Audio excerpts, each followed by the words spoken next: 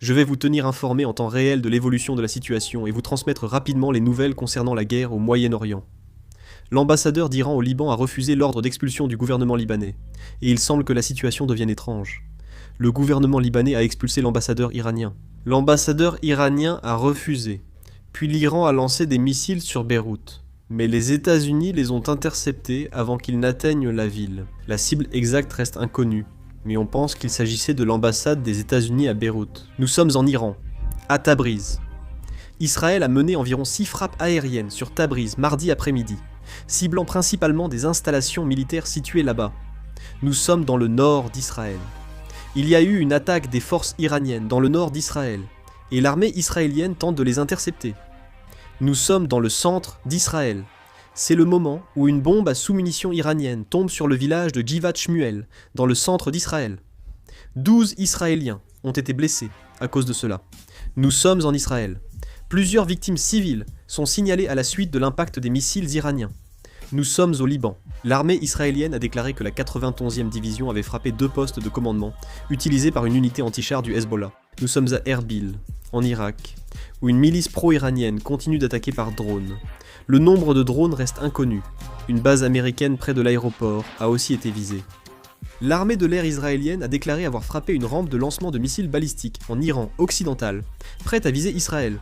Hier, l'armée de l'air israélienne a frappé des sites de stockage et de lancement de missiles balistiques avec des soldats iraniens. Une vidéo montre l'armée américaine lançant des missiles vers l'Iran depuis le Koweït, mais son authenticité reste à vérifier. Un destroyer britannique type 45 et un navire logistique sont arrivés en Crète, en Grèce. Un responsable américain a indiqué à Al Jazeera que 3000 soldats de la 81e division aéroportée seront envoyés au Moyen-Orient, s'ajoutant aux 3500 Marines déjà sur place, pour un total de 6500 hommes.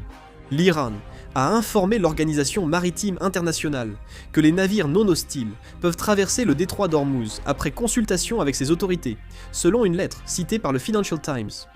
Les États-Unis ont aussi envoyé à l'Iran 15 plans de protestation pour mettre fin à la guerre entre les États-Unis et Israël, selon Reuters. Les forces américaines en Irak détruisent-elles leurs équipements restants pour se retirer du pays? La France a demandé à Israël de ne pas occuper ni mener d'opérations dans le sud du Liban. Le Times a rapporté mardi que le Royaume-Uni envisage d'envoyer ou de louer un navire pour servir de navire-mer, afin d'exploiter un système de détection et de neutralisation de drones dans le détroit d'Ormuz. Emmanuel Macron a appelé Téhéran à dialoguer sincèrement pour mettre fin à la guerre menée contre l'Iran par les États-Unis et Israël, après un échange téléphonique avec le président iranien Massoud.